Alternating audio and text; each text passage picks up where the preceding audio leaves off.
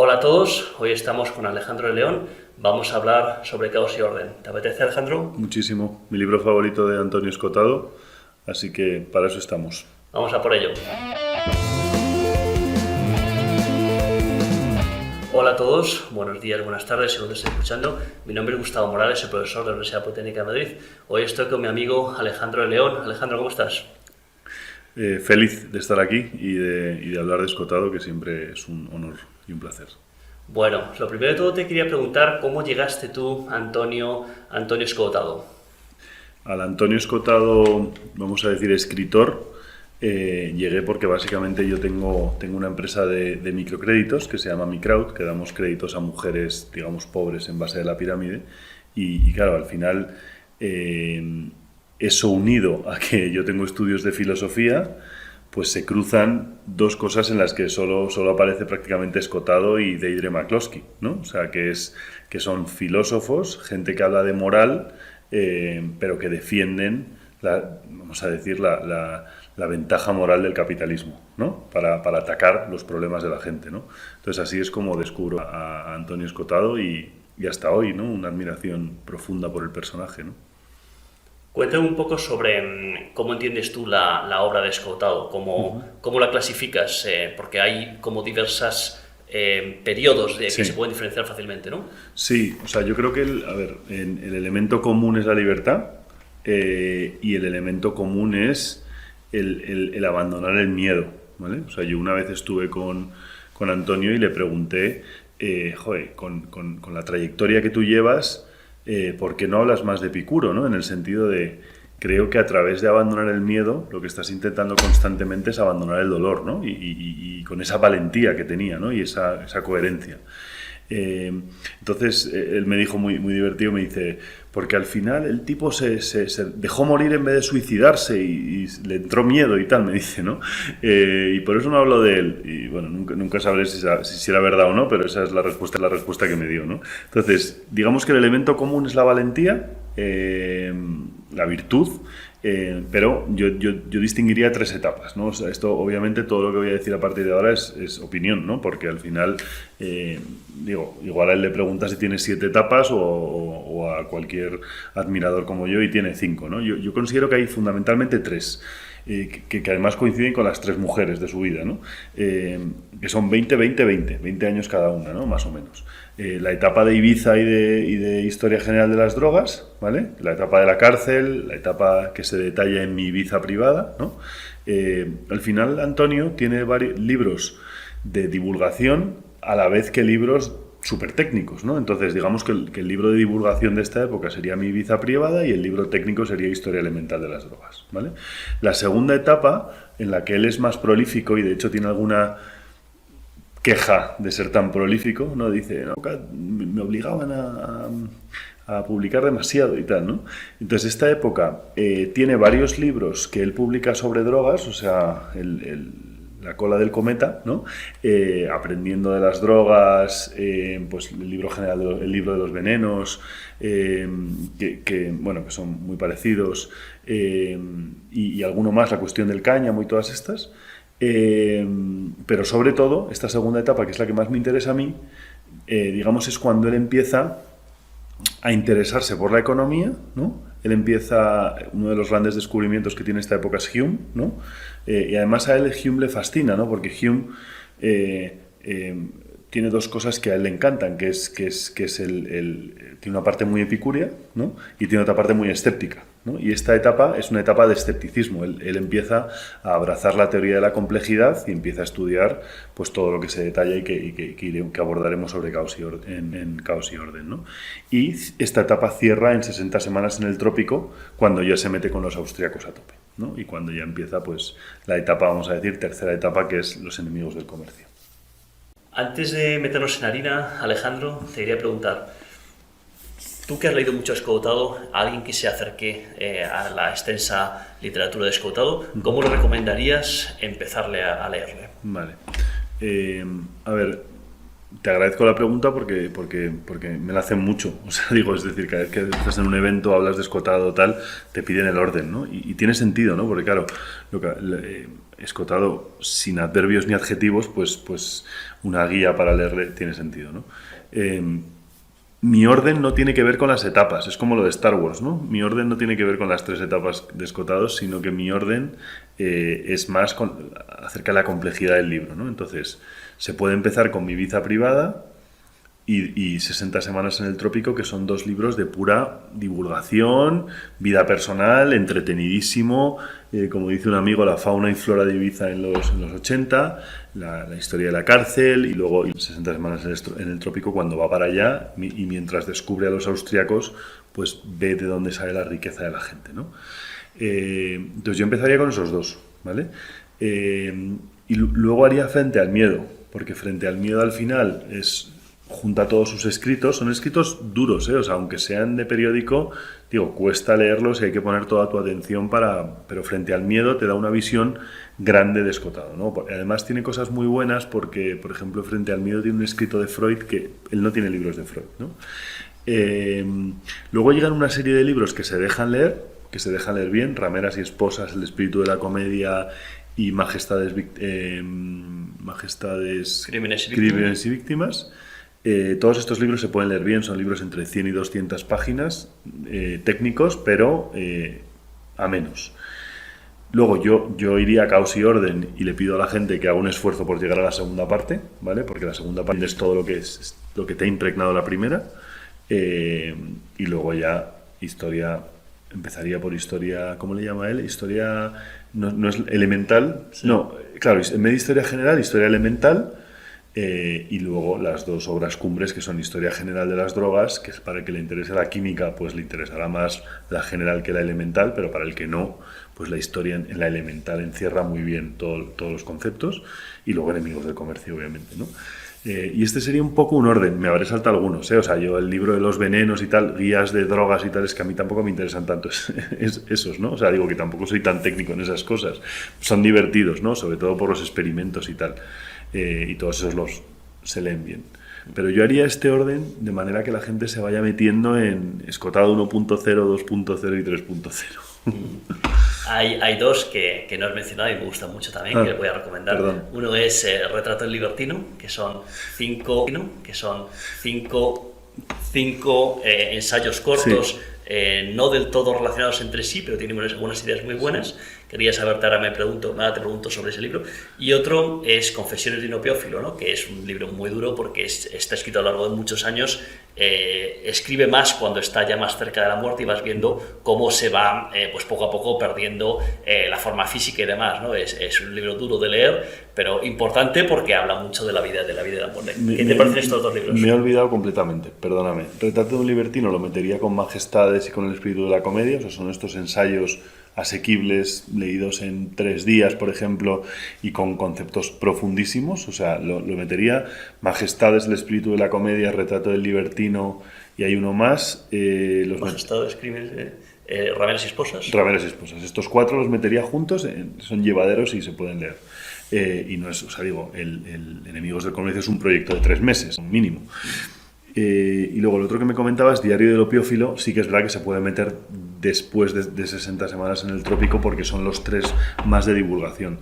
Diario de un opiófilo es una maravilla, o sea, tiene algunos de los escritos más bonitos de escotado, o sea, el escotado más poético está ahí. Y por otro lado está todo, ¿cómo le llamaba él? Su arsenal farmacológico, su dieta farmacológica. Entonces ahí te pone todo, pues las drogas que consumía y tal, y te das cuenta que son cantidades mínimas de todo y que estaría más cerca de lo que se considera una microdosis que de una dosis, ¿no? Y lo hacía todo en aras de conocer más, ¿no? Que al final creo que llamarle el filósofo de las drogas es un flaco favor a su obra, ¿no? Una sobresimplificación sobre una obra mucho más compleja. Sí, el otro día me enfadé con un amigo mío porque me decía, no, es que en 60 semanas en el trópico hay partes como que está un poco piripi y tal. Y le digo, oye, que no lo hayas entendido no quiere decir que esté piripi. O sea, el piripi no ha escrito ni una línea, ¿no? Sobre todo además porque si la ha escrito la ha revisado 15 veces, ¿no? Entonces, una le pillaría piripi y seguro que la siguiente no. Entonces, toda la obra de Escotado tiene una enjundia, una coherencia y una precisión. O sea, yo recuerdo cuando a mi padre le di, yo creo que historia elemental de las drogas. Mi padre es químico, así que le dije, bueno, pues por aquí te engancho. Y mi padre me decía, estoy alucinando con la precisión de los verbos, ¿no? O sea, era una precisión, pues una vez más, borgiana, ¿no? O sea, al final, yo se lo dije una vez, le dije, tú para mí en filosofía eres lo que Borges ha sido en literatura. Obviamente me mandó a la mierda, a la mierda. Pero sí, es esa precisión y esa lucidez, ¿no? O sea, por terminar con la pregunta, él decía, mi destino es la lucidez. Pues llegaste a tu destino, maestro.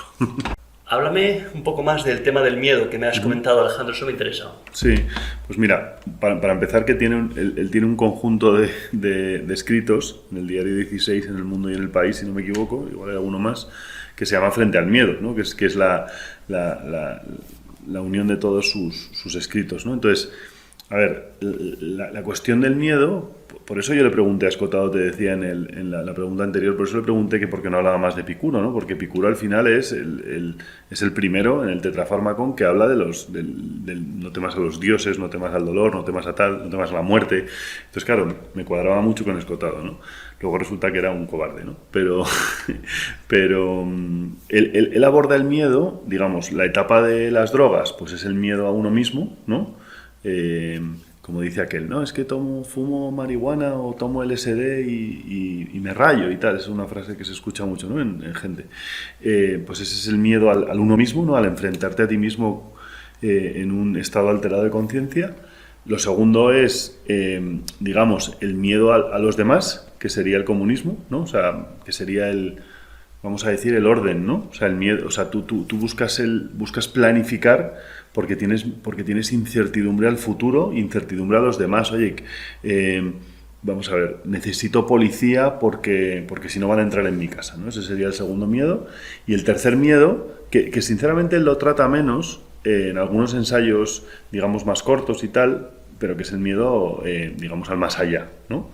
El otro día conocí a una persona que me dijo, a mí es que Escotado lo que verdaderamente me ha dado me ha quitado el miedo a la muerte, ¿no? Y dije, joder, espectacular, la verdad. Ya te ha dado más que a mí, porque quitarte el miedo a la muerte, Dios mío. Y este es el tercer miedo, ¿no? que él encara, ¿no? Y este es un miedo, pues más tratado, yo diría, en periódicos y en revistas, pero es el miedo, pues eso, al más allá, ¿no? Entonces, cuando tienes miedo al más allá, pues necesitas chamanes que te digan qué va a ocurrir en el más allá, aunque ellos probablemente tampoco lo sepan, ¿no? Pero ese es el tercer miedo que aborda Antonio, ¿no?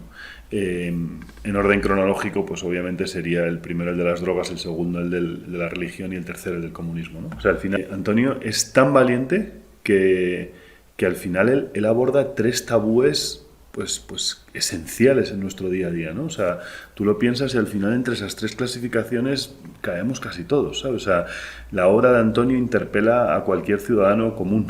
Es una cosa increíble.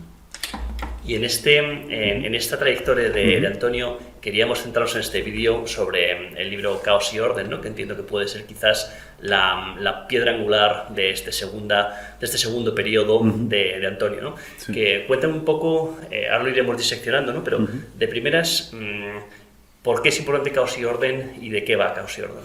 Pues mira, Caos y Orden es un libro que es la bisagra entre el filósofo de las drogas y el filósofo del comunismo, ¿no? Vamos a decir, o del capitalismo, ya no sé cómo o del comercio, ¿no?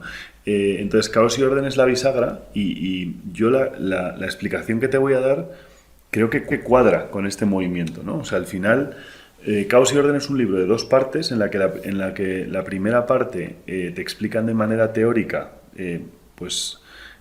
algunas teorías sobre la complejidad, ¿vale? Algunos, o sea, pues Mandelbrot, Prigogine, o sea, es decir, aborda temas de matemática, física y química. Y la segunda te intenta, vamos a decir, extrapolar esta complejidad y estos hallazgos y esta nueva manera de hacer ciencia, porque es una nueva manera de hacer ciencia, y te intenta explicar la sociedad desde este punto de vista. Entonces, Escotado, por ejemplo, en esta época dice una frase, con Escotado me pasa una cosa que es que ya no sé si lo he leído, lo he visto o me lo han contado, pero estoy seguro que lo dijo, que la ciencia es un mito, pero que es el más bello mito, ¿no? O sea, él toma la ciencia como un mito y lo descubre en Caos y Orden, o sea, y lo descubre yo creo que con Prigogine. O sea, creo que el autor fundamental sobre el que luego podemos obviamente indagar es Prigogine, porque Prigogine es el primero que le dice a Escotado, en este diálogo que mantienes con cualquier escritor, que si miras para atrás pueden ocurrir cosas que tú no te has imaginado. Y esto lo enlaza con Mandelbrot, ¿no? Entonces, creo que esa es la parte nuclear del libro. La parte nuclear del libro es cuando Antonio lo dice, yo me cogí un avión a Kenia para hacer de traductor de la ONU, creo que era, descubro a Prigogine y no puedo durante el vuelo ni comer ni dormir. Y entonces me leo el libro entero. Prigogine es un personaje espectacular que podemos indagar luego, porque además es muy escotadiano en el sentido en el que mezcla filosofía y arte, ¿no? Ética y estética, que son temas que a Antonio le interesaban muchísimo, ¿no? Y entonces, ¿por qué es la obra bisagra? Pues yo creo que es la obra bisagra porque le permite entender desde su mismo plano de libertad individual y del individuo singular soberano que mencionaba Junger y meterse en por qué la espontaneidad siempre supera la planificación. Entonces, digamos que a Escotado le da balas para luego argumentar profundamente y meterse en los austríacos. O sea, estos primeros físicos y químicos le tiran el centro al área que luego rematan a gol los austríacos. Una cosa que es sorprendente del libro, Alejandro, es que un filósofo social como Antonio Escotado pues dedique tanta parte del libro a estudiosos más de las ciencias duras, ¿no? De las ciencias de la física, por ejemplo. ¿Cómo crees que casa esa parte de ciencia social con ciencias duras? A ver, muchas veces he regalado el libro o me han preguntado si lo deben leer. Creo que no es el primer libro que tienes que leer de Escotado. O sea, creo que empiezas por la divulgación, la prensa más rosa, y luego ya te metes con ¿no? En algún momento, o Enemigos del Comercio. O sea, el libro es duro, sobre todo porque, como sabes, a Escotado le gustaba hacer sujeto, verbo, predicado. O sea, ni adverbios ni adjetivos, ¿no? Aunque, obviamente, siempre hay algún adjetivo. Entonces, el libro es duro. La primera parte es científica. La segunda parte es aplicar vamos a decir, este patrón científico o esta aproximación científica a la sociedad y solucionar problemas de la ciudad, ¿no? O sea, se vuelve más socrático, ¿no? De todas maneras, obviamente, Antonio, como buen filósofo y admirador griego, al final es un libro 360. O sea, es decir, Tales de Mileto y los presocráticos, pues de Tales de Mileto a Heráclito, vamos a decir, son todos científicos, ¿no? Por ejemplo, en la Academia de Platón, en la entrada, en el pórtico, ponía que no entre aquí el que no sepa de geometría, ¿no? O sea, al final toda esta separación que ocurre en la Edad Media y que ya volvemos a encontrarnos con Descartes, Leibniz, Hume y Adam Smith, nos la encontramos con Escotado. O sea, es decir, Escotado no está tan... ¿Qué quiero decir? No es tan transgresor lo que hace Escotado en Caos y Orden si tomamos en consideración, por ejemplo, la teoría de los sentimientos morales de Adam Smith complementada luego con la riqueza de las naciones. ¿Y qué te voy a contar de Hume, ¿no? Que al final es el gran, vamos a decir, artífice de este pensamiento económico de Smith, ¿no? O sea, Hume es el primero, junto con Leibniz, que ve claro, oye, si a Holanda le falta y a Inglaterra le sobra de una cosa y viceversa, pues vamos a comerciar, ¿no? O sea, la cuestión no es que terminemos haciendo tulipanes cada vez más baratos, si no, vamos a intentar comprar los tulipanes, ¿no? Entonces, esta visión y esta mezcla entre, digamos, sociedad y ciencia es una cosa, como te digo, que salvo en la Edad Media se ha hecho en toda la historia, ¿no? O sea, esto de yo soy de ciencias y yo soy de letras es un constructo que diría Irene Montero muy reciente, ¿no? Entonces, ¿qué ocurre? Primera parte del libro, muy científica, y te expone, y por eso lo estábamos hablando antes, te expone las teorías de esta gente. Él tampoco hace una teoría científica, ¿vale? Él básicamente lo que está diciendo es, oye, estoy agarrando una serie de papers y una serie de escritos de estos científicos que están enfrentándose a Euclides, básicamente, que es lo que hacen estos científicos. O sea, Mandelbrot y Prigogine fundamentalmente lo que hacen es decir, en la vida real no hay una recta, sino que cuando miras con suficiente tamaño, con el microscopio, la recta, te das cuenta que la recta es una curva. Cuando pensabas que era negra, te das cuenta que es gris y con lunares, ¿no? Entonces, esta imperfección que estos científicos explican, Mandelbrot por la parte de fractales, Prigogine por la parte de las estructuras disipativas que ahora extendemos, esto te permite luego entender la sociedad, ¿no? O sea, al final todo parte, digamos, el libro parte en Mandelbrot, en el sentido de este experimento que hace, por ejemplo, el ordenador, que repite secuencias y crea los fractales, pero de repente las secuencias que hace el propio ordenador, después de miles de iteraciones, te das cuenta que la secuencia ha hecho como una hoja, como un caparazón de caracol, ¿no? ¿Y por qué no es esto recto, ¿no? O sea, ¿por qué si es la misma iteración, por qué esto no es recto? Pues porque después de miles y miles de iteraciones resulta que el mundo es más parecido a algo gris y con lunares, ¿no?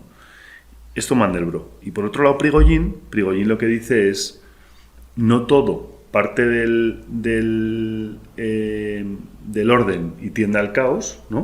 O sea, no todo es entropía, sino que yo encuentro un orden después del caos. O sea, y Prigogine es un personaje fundamental en la vida de Escotado a partir de ahora, y si me dejas hacer hincapié, porque creo que anticipa y que es el preámbulo de los enemigos del comercio.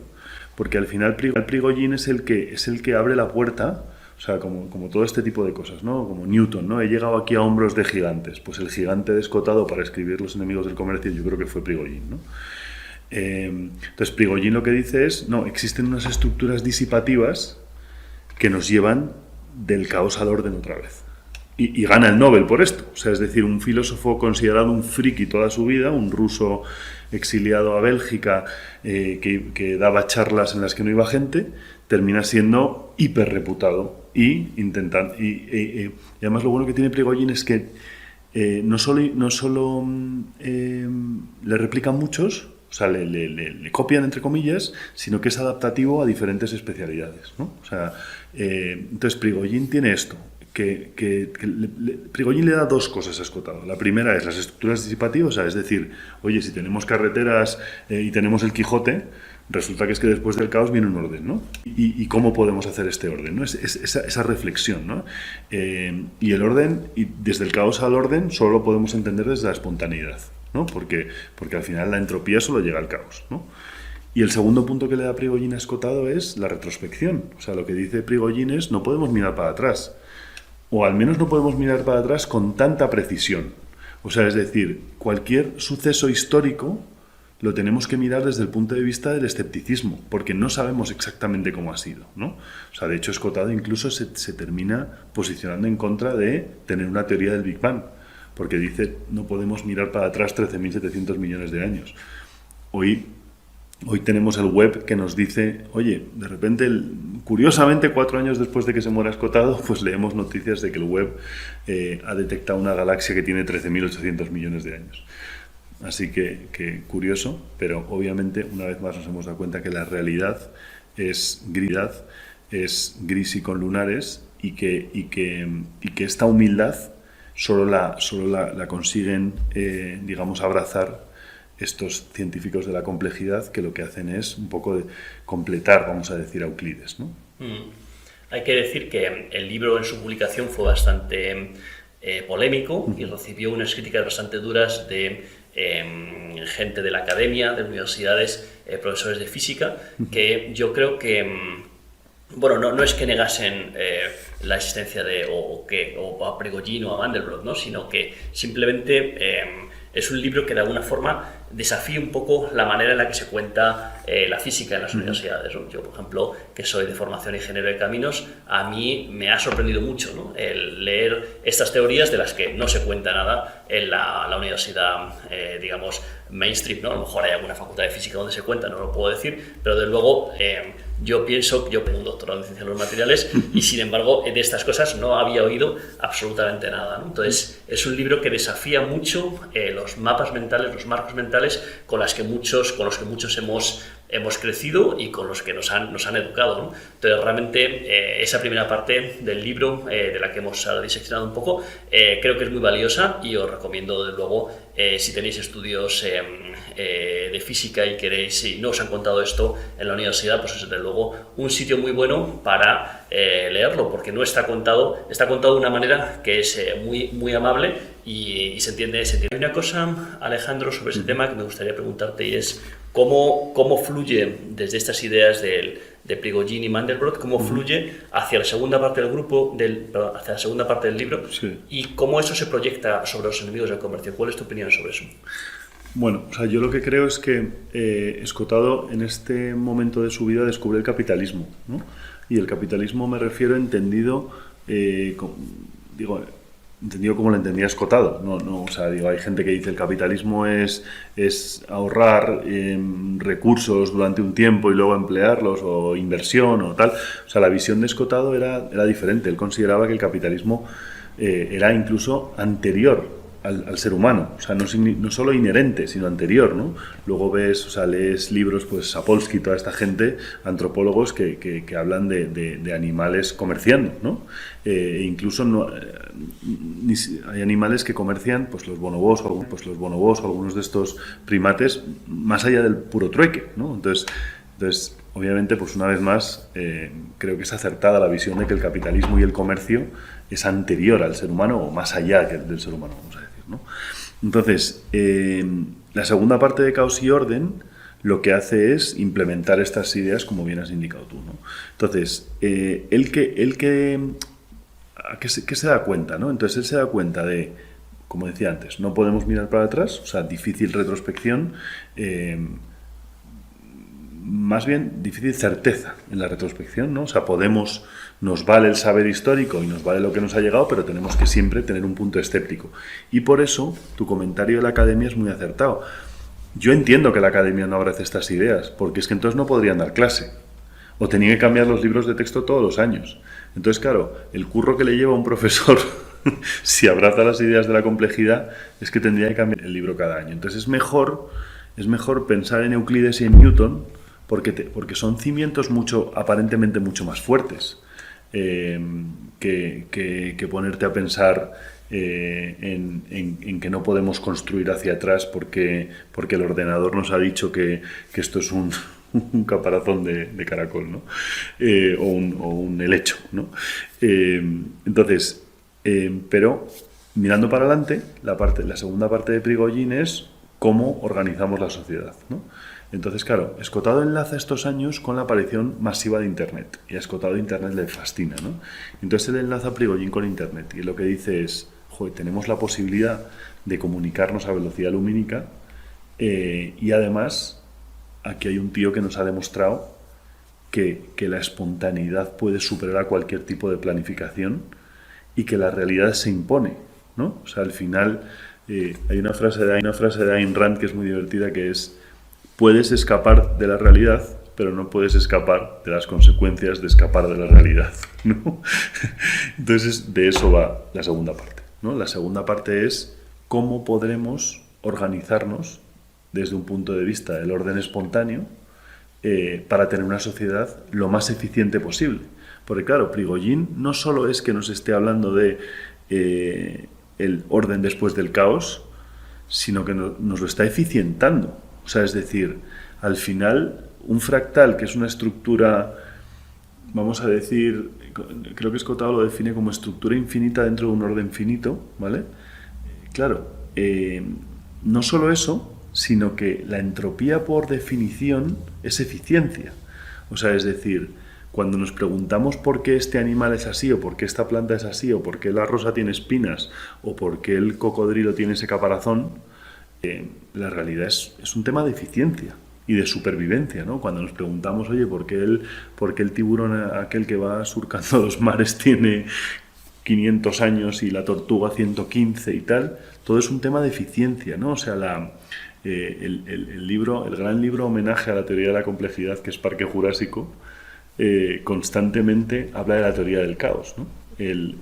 Digamos que Parque Jurásico contrapone a nivel filosófico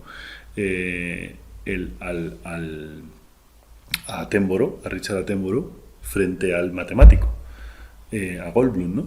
Y entonces uno es un tío robándole el fuego a los dioses y queriendo jugar a ser dios y a resucitar dinosaurios, y otro es diciendo cómo vamos a afrontar esto en una situación de caos, ¿no? Y de hecho, no sé si te acuerdas cuando él está ligando con Laura Dern y se pone una gota de agua, y entonces él dice, ¿y por qué la gota de agua, en vez de caer recto hacia abajo, de repente se empieza a mover y cae hacia todos los lados? Y él me parece que explica que es por cómo tiene la piel y tal, ¿no? O sea, aunque tú pienses que la piel aquí es completamente recta y que la gota se va a mantener aquí, por pura teoría del caos, la gota se derrama para todos los lados. Y eso es lo que termina ocurriendo con los dinosaurios, ¿no? Que siempre hay uno que quiere quitarle la seguridad, rompe la jaula, y el resto, el que no haya visto la película, que la vea. Pero de eso va, ¿no? Entonces, Escotado lo que dice es, la segunda parte del libro es un alegato de podemos ser más eficientes con menos gobiernos. Escotado siempre era un defensor del Estado para los más débiles, vive y deja vivir y preocúpate del dolor ajeno, ¿no? Era su visión de la vida, pero los gobiernos sí que pueden ser más eficientes, ¿no? Esa frase de Borges de algún día llegaremos a un nivel moral en el que no necesitaremos estados, pues creo que ese es el alegato que hace en la segunda parte, ¿no? O sea, al final, si la naturaleza siempre busca la eficiencia, ¿por qué no podemos buscar nosotros la eficiencia confiando los unos en los otros? O sea, abandonando el miedo a los demás. Y es este abandono del miedo a los demás lo que le introducen los enemigos del comercio. Oye, Alejandro, ahora que tenemos el auge de la inteligencia artificial, de la computación cuántica, ¿no es posible pensar que por fin vamos a conseguir ordenarlo todo? Creo que hay varias razones, y enlazando con el comentario de Borges, creo que necesitamos un avance moral gigantesco, porque pasamos de 9 países teniendo el botón nuclear a pronto 9.000 millones de personas teniendo el botón nuclear, ¿no? O sea, es decir, el día en el que sea más o menos fácil, y ese día va a llegar pronto, de que alguien tenga la tentación de en vez de crear un robot bueno, crear un robot malo, y el día, entre comillas, que de manera asintótica, pero que lleguemos a un punto en el que la técnica esté, entre comillas, solucionada, pues claro, vamos a tener todos el botón nuclear, ¿no? Entonces, hoy más que nunca necesitamos ese esfuerzo moral, ¿no? O sea, hay un divulgador directivo de Google que se llama Mo Godat, tiene varios libros, son interesantes, y el tipo dice, estamos en el momento en el que tenemos que nutrir al algoritmo de nuestras mejores prácticas, porque las máquinas van a aprender de lo que lean por Internet, ¿no? Entonces, podemos nutrir al algoritmo de pensamientos buenos o podemos nutrir al algoritmo de pensamientos malos, ¿no? Entonces, es un momento crucial, ¿vale? Eso por un lado. Y lo segundo es que, al final, las máquinas lo que traen es eficiencia. Las máquinas, digo, la inteligencia artificial, ¿no? O sea, al final el paso ha sido Enciclopedia Británica, Wikipedia, GPT, ¿no? Entonces, claro, al final, ¿por qué Wikipedia se impuso sobre la británica y por qué GPT se impone sobre Wikipedia? Por un tema de eficiencia de tu tiempo y de precisión, ¿no? Ya sabes que Wikipedia terminó fallando menos que la enciclopedia, ¿no? Entonces, claro, estamos en el mundo en el que cada día más, y con la curva de Moore empinadísima como está, ¿no? La de la innovación y tal, vivimos en un mundo en el que cada día más la espontaneidad se está imponiendo sobre cualquier tipo de planificación. O sea, cada día es más difícil planificar porque cada día la innovación llega más rápido, ¿no? O sea, obviamente te acuerdas, ¿no? O sea, al final antes salía no, un iPhone y un release de iPhone cada medio año. Joder, es que los releases de OpenAI son cada 2 semanas hay uno. No, has utilizado el 4.3 y tal. Entonces, todo es así, ¿no? O sea, me imagino que es una carrera entre Grok, o sea, XAI, ChatGPT, Perplexity y Anthropic, y las que sean estas que me lío, o sea, Claude y todas estas. Es una carrera a ver cuál llega a la que supera ya ampliamente el test de Turing, a la que se equivoca con un humano, ¿no? A la que supera en global la inteligencia del ser humano. Y esta carrera es a base de releases y de releases y de releases. Entonces, ¿esto qué es? Esto es la espontaneidad abriéndose camino una vez más, ¿no? Entonces, si algo tiene valioso el pensamiento descotado es que al ser un pensamiento moral, y al analizarlo todo desde el punto de vista moral, son cosas que no cambian, ¿no? O sea, al final, o sea, lo bonito que tiene la filosofía es este cariz de inmutabilidad con el paso de los años, ¿no? O sea, la lógica aristotélica, pues hasta 23 siglos después no llegó Bertrand Russell, le encontró un matiz y tal, pero Kant, por ejemplo, no fue capaz de encontrarlo, ¿no? Entonces, al final, Escotado hace reflexiones muy duraderas en el tiempo. O sea, a mí, aunque muriera hace 4 años, a mí en mi vida sigue muy presente, pero no solo por toda la admiración y el amor que le tengo, también porque me resulta útil, ¿no? O sea, me resulta útil entender la ciencia como un mito. Porque si no la entiendes como un mito, y con esto termina la respuesta, terminas haciendo lo que decía Escotado, que es sustituyendo la sotana negra por la bata blanca, ¿no? Pero si la entiendes como un mito, no te tomas personal que se equivoquen, sino es un proceso asintótico de encontrar la verdad, ¿no? Que además creo que él decía que era el más bello mito porque es más bonito pensar la ciencia desde el punto de vista de unos tíos dedicando su vida a encontrar la verdad, ¿no? Y dedicando su esfuerzo, su ingenio, etcétera. Y creo que ese es el esfuerzo de los teóricos del caos o de la complejidad, como queremos llamarlo. Bueno, pues como dices, ¿no? Creo que Antonio Escotado está más presente que nunca, también quizás por la labor que también queremos reconocer desde aquí, ¿no? Que hace su hijo Jorge Escotado con La Emboscadura. Este libro, Caos y Orden, seguramente pues no estaría disponible en editoriales tradicionales si no fuera porque ellos lo han recuperado y lo han puesto en una edición muy bonita que está disponible para comprar tanto en ebook como en libro impreso. Y lo que dices, ¿no? Ese pensamiento es un pensamiento de Escotado que es transversal a diversas ideologías, pero también es muy transversal en el tiempo. Y bueno, pues recomendamos la lectura de este libro. Como decías, quizás no para empezar con él, pero bueno, a alguien que ya haya leído un poco Escotado, un libro muy recomendable, ¿no? Sí, el otro día hacíamos un evento homenaje a Escotado y de repente una chica que no sé cuánto le conocía, pero me preguntó ahí a los 20 minutos del evento, pero a ver, ¿esto es de derechas o de izquierdas, no? ¿Qué ocurre? Que vivimos en un mundo tan politizado que la gente tiene que tiene que decir, a ver dónde estoy. Yo no sé de qué era ella, pero claramente, joder, le falta. Y claro, cuando le contestamos que esto no era de nada, estaba un poco sobrepasada, ¿no? Como diciendo, joder, yo cuando voy me dicen de qué pie cojea la gente, ¿no? Es que esto no va de eso, ¿sabes? Entonces fue divertido. Y ese es Escotado, ¿no? O sea, un pensamiento poliédrico y valiente a la vez, ¿no? Muy bien, pues vamos a cerrar aquí, Alejandro. Muchas gracias por acompañarnos hoy y A la contarnos orden. tus impresiones sobre el libro.